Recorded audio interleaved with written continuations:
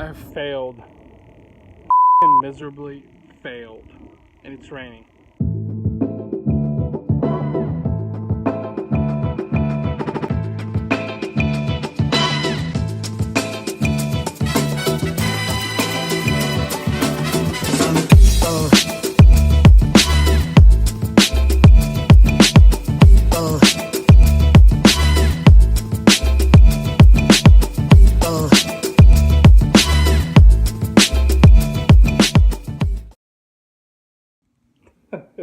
It's 2 a.m. Nice hairdo, right? So Amanda has this pet peeve about me not washing baby bottles.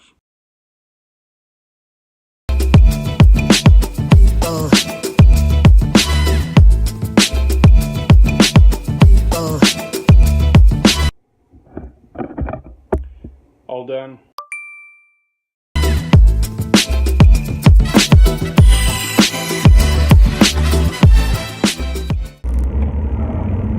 I joined YouTube in 2009, and that was just mainly because, well, I was just curious, and it was mainly really for shits and grins because, you know, it was YouTube. So I set up a channel, and for the next 4 or 5 years, I did absolutely nothing with my YouTube channel. It actually wasn't until 2010 when 2010, 2011, it was actually 2012 when I actually decided to do something with the channel, as in just pushing out some content out there, some videos. I had no idea what the hell I was doing. Now, the last video that I pushed out, just to give you guys some context here and some preface, was 10 months ago, and there's been a lot that has happened, just a lot that has happened over the last 10 months. The birth of my daughter, she is now 2.5 months old, lots of stuff going on with my business, Razor Sharp Digital. Oh, I think just YouTube got put on the back burner, to be honest with you. And one of the things that really fascinates me, and this is probably one of the reasons why I even started vlogging, is first of all, Casey Neistat is probably one of my all-time favorite vloggers. I mean, I am just absolutely fascinated by his vlogging style. I'm absolutely fascinated by his ability to storytell, because he just, I'm not sure if it's a natural, well, it is a natural talent. It is something that comes very natural to him, and maybe that's why he's so good at it, but I'm so fascinated with his style of vlogging and the way that he just records videos, the way he's able to tell stories, and just his cinematography skills are just absolutely superior. And so he has been a huge inspiration on my vlogging style and everything that I'm doing. So this is, I guess, me coming back from the ashes and returning back to my regular vlogging routine, because the reason why I even started is because I was so fascinated by the art of storytelling, and how storytelling is so compelling to us as human beings, and how much we relate to stories that we hear.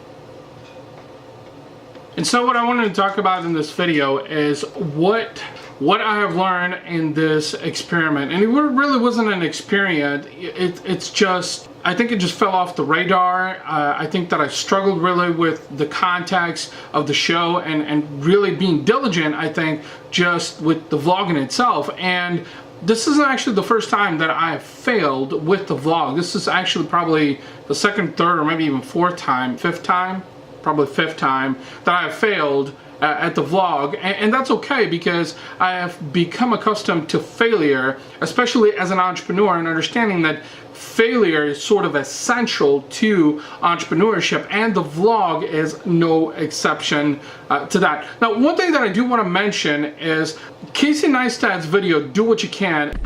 To the haters, the doubters, my 7th grade vice principal, To everyone who's ever told anyone with a dream they can't, this video's for you. Is a video that really has opened my mind, I think, into the endless possibilities out there. Not just as an entrepreneur, but also as a human being, and the fact that most of us have been raised to think that we need to follow a certain path to do certain things, and when we veer off the path, we are sought after as anomalies, as misfits. And so Casey Neistat's video, Do What You Can, is just a phenomenal story that encapsulates how you can be a misfit and you can be different and still be successful. Now, what I do want to talk about though is that what I've learned over the course of 10 months when I've just been on a hiatus with this vlog, and how I think this is really important for any vlogger out there, or anyone that's really getting into vlogging, anyone that's really getting into video, because it's extremely important to understand several things. Now, number one, you have to understand that consistency is key. You just have to be consistent with your videos. Consistency builds trust with people, and I have miserably failed at being consistent, or I should say being inconsistent 5 times. And that's okay, because I think that you need to fail so many times to learn, at least for me anyway.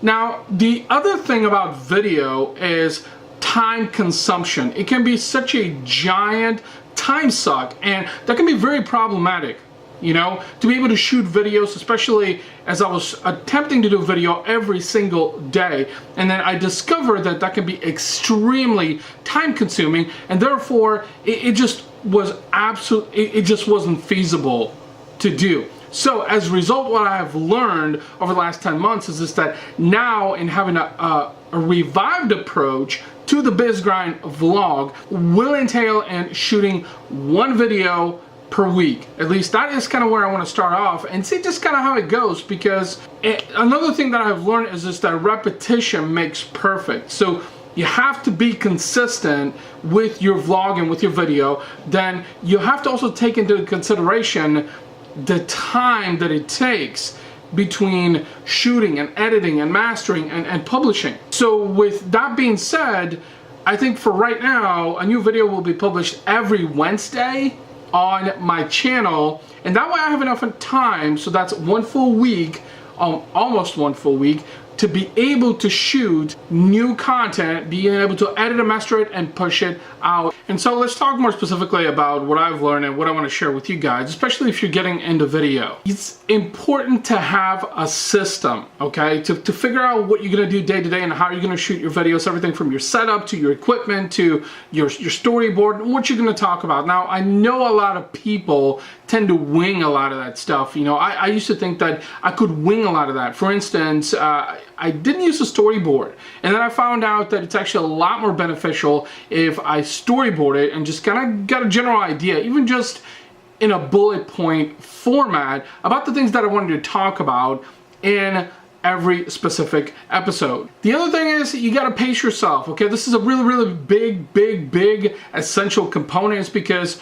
I've burnt out multiple times to where I thought that, you know what, is if I was pushing more and more videos to my YouTube channel, then that would increase the likelihood of my channel succeeding. And that's not true. It's always about quality over quantity, and that's important to think about. So pace yourself, don't burn out, because it's very easy to burn out on YouTube, and especially when it comes to doing video, because again, we talked about a lot of things, and again, I don't want to sound like a broken megaphone here, but you know, being consistent, being efficient, having a storyboard, you know, building relationships with your audience, and pushing out content really that's interesting to the people that are watching your videos. Now, one last thing that I do want to mention here is that if you are a YouTuber or thinking about becoming a vlogger on YouTube, is I encourage you to get the TubeBuddy plugin. Okay, this is only a few bucks a month, and it's a very beneficial plugin